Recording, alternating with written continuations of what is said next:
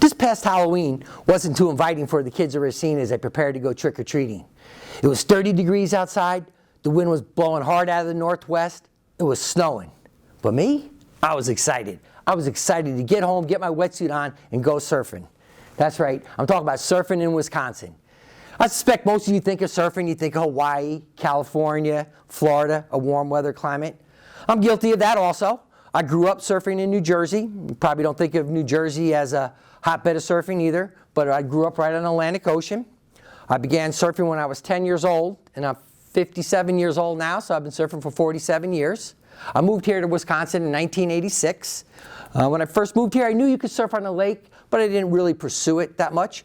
Work kept me busy. I became a stepdad.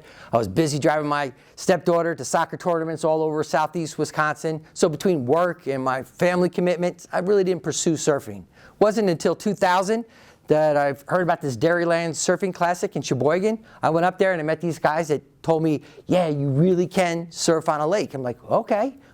So I went out and brought a surfboard and a wetsuit, and I haven't looked back. I've been hooked ever since. And I'm not the only one here in Wisconsin. There's a good contingent of surfers here in Wisconsin that like to surf on the waves that Lake Michigan has to offer. What I'd like to do today is explain the conditions that we need for surfing, and also a little bit about the equipment that we use that enable us to surf the lake waves. So to surf, we need waves. And to get waves, we need wind. And we have Lake Michigan, which is, according to the World Atlas, has the 4th largest surface area of any freshwater lake in the world. So that surface area collects wind. And when it does that, we call that fetch. And according to Michigan State University, fetch is wind blowing over a large expanse of water for a longer period of time, and then it creates waves. So the momentum of the wind and the water and a longer fetch creates stronger, more powerful waves, or larger, more powerful waves. Lake Michigan, being a longer lake from north to south, has a lot of fetch going north and south. So when the wind blows hard out of the south, we get good waves in the northern part of Lake Michigan, and when the winds are coming out of the north, we get good waves down at the south end of Lake Michigan. So when the waves come in, they need a place to break. So that's where the shoreline comes in. And Wisconsin has varied shorelines, but it has a lot of rock reefs, limestone reefs, part of the Niagara Escarpment.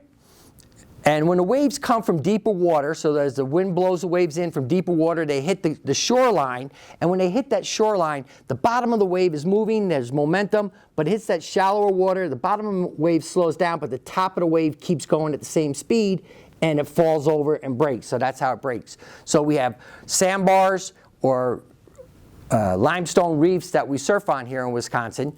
And we don't like the wave to break all at one time. We call those closeouts. There's not a face of the wave that we can ride. We like waves that break either left to right or right to left. And that way we can ride along the face of the wave, get up in the steep part of the wave and make our maneuvers, and really get enjoyment out of surfing the waves. I'm jumping ahead there, but for the wind to blow, we need the wind, and the majority of the wind, the best time of year, the most consistent time of year is going to be in the fall, the winter, and the spring. We do get waves in the summertime, but it's not as consistent. So we get waves in the fall, the winter, and the spring. In the fall, the winter, and the spring here in Wisconsin is cold, so we need wetsuits. And wetsuits, according to National Geographic, are made of neoprene rubber. And neoprene rubber is rubber infused with air bubbles that gives it a little bit of thickness, but even though it gives it thickness, it maintains its flexibility.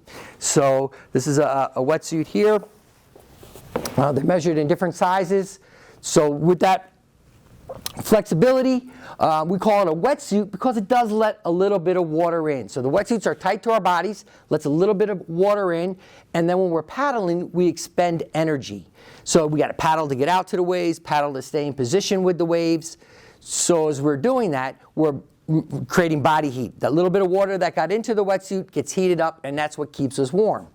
So we have different types of wetsuit. In the summertime, we'll wear a 3-2 wetsuit, and it's measured in millimeters, so that's a little bit thinner wetsuit. In the fall, we'll move to 4.3 wetsuits, and in the winter, this one is a 6.5, so it's a little bit thicker, keeps me a bit warmer, and it has a hood attached to it. So as we get into the fall and winter, we're wearing boots, gloves, and a hood. The only thing exposed is our face, and we don't like to put anything over our face because we want to obstruct our breathing. We do good out there when it's colder out there. Some of the conditions might be like 15 degrees, wind chills below 0, water temperature just above freezing, 33, 34 degrees. In conditions like that, with a wetsuit like this, full boots and gloves, we can last about 2 to 3 hours as long as we're moving around and not sitting waiting for waves. The one thing that we try to avoid is ducking under the waves. You ever eat ice cream cone real fast and get an ice cream headache or a popsicle, your nose freezes? Well, when it's real cold, you dive under the waves, you know, and try to get out past them, and you get those instant ice cream headaches. And that brings me to the surfboard. As we're paddling our surfboards are made of fiberglass and foam. The foam is what is shaped and then also gives the surfboard its buoyancy. The fiberglass gives the surfboard its strength, and the smooth bottom gives it a glide across the wave.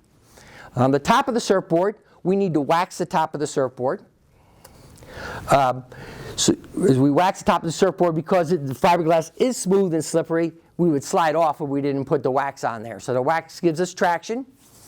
We're attached to our surfboard with a leash. So the leash goes to our ankle and is attached to the back of the surfboard. So we fall off, we don't lose our board, we're still connected to it. But I like to stop here and think, don't depend on your leash. To be a surfer, you have to be a good swimmer. It's a prerequisite. You have to be a good swimmer. That leash could break. We're out there in rough conditions, big seas, whatever. You have to be good. That's number one. You have to know how to swim before you can be a surfer. Once you got that down and you're surfing, then it's good. So there are a couple types of surfboards. The two main types, we have longboards and shortboards. Longboards are about 9 foot to 11 foot. They have a rounder nose. They have more foam in them, more volume, enables us to catch waves easier. Lake waves are good, and I've ridden lake waves as good as ocean waves, but sometimes they're not as strong as an ocean wave. So a bigger board with more flotation, a longboard, enables us to paddle into them quicker, ride them better, and have a little more enjoyment. It's more of a style glide. I'm a little bit older, so I don't do like the shortboarders, which are shorter boards, narrower noses. They're more maneuverable, so you go up and down the wave faster. You can do more turns and cutbacks and things on a shorter board, and they're generally ridden by younger surfers, more athletic surfers that really like that. Those type of surfers probably have a skateboarding background or a snowboarding background. It's very similar to surfing. The difference between snowboarding, skateboarding, surfing is that on a snowboard and skateboard, if you fall, the ground is consistent, the hill is consistent, you get up and you try it again.